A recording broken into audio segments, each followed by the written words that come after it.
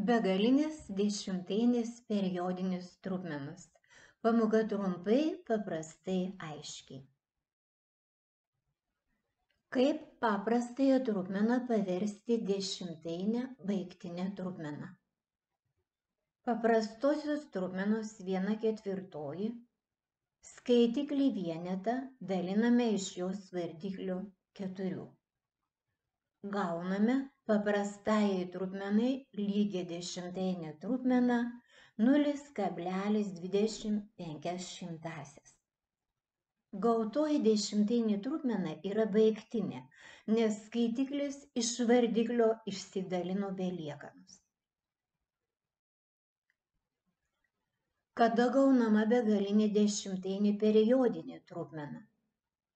Paprastosios trupmenos 8/3 skaitiklį 8 daliname iš vardiklio 3.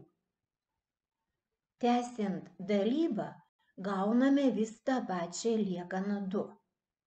Dalmenyje tą patį skaičių 6. Ir taip galime tęsti iki begalybės. Gauname begalinę dešimtainę periodinę trupmeną.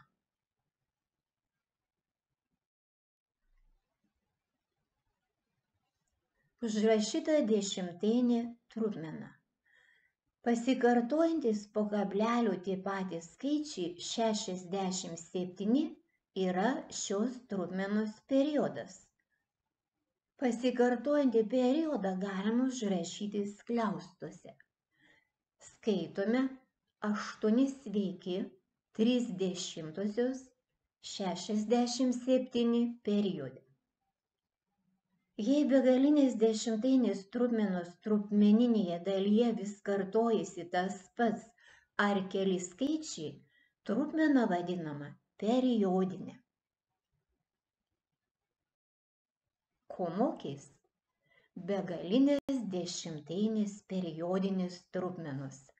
Žvilgtelk dar atgal, perskaityk dar kartą, įsimink. Ką sužinojai? Kaip paprastąją trupmeną paversti dešimtainę? Kokią dešimtainę trupmeną vadiname baigtine? Kada gaunama begalinė dešimtainė periodinė trupmena?